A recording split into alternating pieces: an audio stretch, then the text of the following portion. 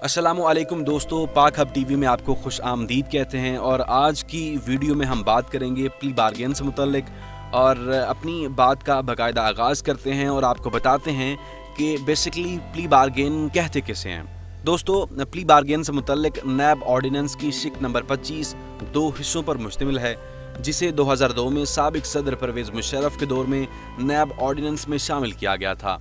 ये कानून white collar जराइम से मुतल्लिक है, जो माली बदउनवानी में मुलव्वस अफराद से रकम वापस लेने के बारे में नैब के चेयरमैन के इख्तियारात के बारे में है। प्ली बार्गेन कानून दो हिस्सों पर मुश्तमिल है। कानून की शिक ए रज़ाकाराना वापसी से मुतल्लिक है, जिसके तहत अगर किसी शख्स के खिलाफ बदउनवानी के इल्ज़ामात हैं और ये मामला अभी इंक्वायरी तक ही महदूद है, तो उसमें मुल्ज़िम के पास ये ऑप्शन मौजूद होता है कि वो इंक्वायरी के दौरान किसी भी मरहले में रज़ाकाराना तौर पर रकम वापस कर सकता है, जिसके बाद उसे किसी कानूनी कार्रवाई का सामना नहीं करना पड़ेगा।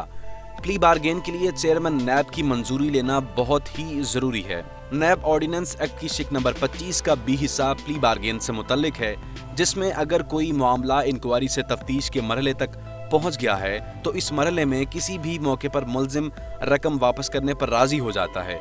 चेयरमैन नैब की हतमी मंजूरी के बाद ये मामला अदालत में भिजवाया जाता है और अदालती मंजूरी के बाद मुल्ज़िम से रकम की अदायगी के लिए कहा जाता है। चेयरमैन नैब की सवाबदीद पर है कि वो मुल्ज़िमान की तरफ से कितनी रकम की रज़ाकाराना वापसी पर मुतमईन होते हैं। तफ्तीश के मरहले में अगर मुल्ज़िम की प्ली बार्गेन मंजूर हो जाती है तो उसको कानूनी पाबंदियों का सामना करना पड़ सकता है, जिसमें अगर वो सरकारी मुलाजमत में है तो उसको नौकरी से हाथ भी धोना पड़ सकता है।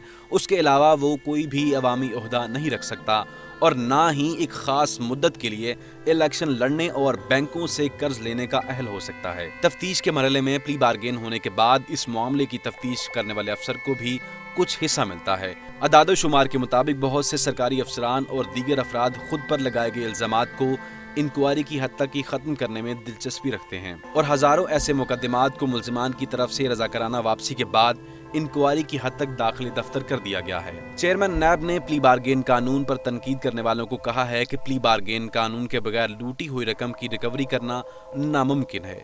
उनका मजीद कहना था कि प्ली बार्गेन कानून पर तनकीद नामुनासिब है। कौमी एहतसाब ब्यूरो में प्ली बार्गेन के कानून को न सिर्फ अदालतों में बल्कि सियासी जमातों की तरफ से भी तनकीद का निशाना बनाया जा रहा है। ताहम अभी तक इस कानून में तरमीम लाने के लिए कोई अमली इकदाम नहीं किए गए। वाज़ेह है कि पिछले दिनों वफाकी वज़ीर इत्तलात फवाद चौधरी ने कहा था कि नवाज शरीफ के पास प्ली बार्गेन का ऑप्शन मौजूद है।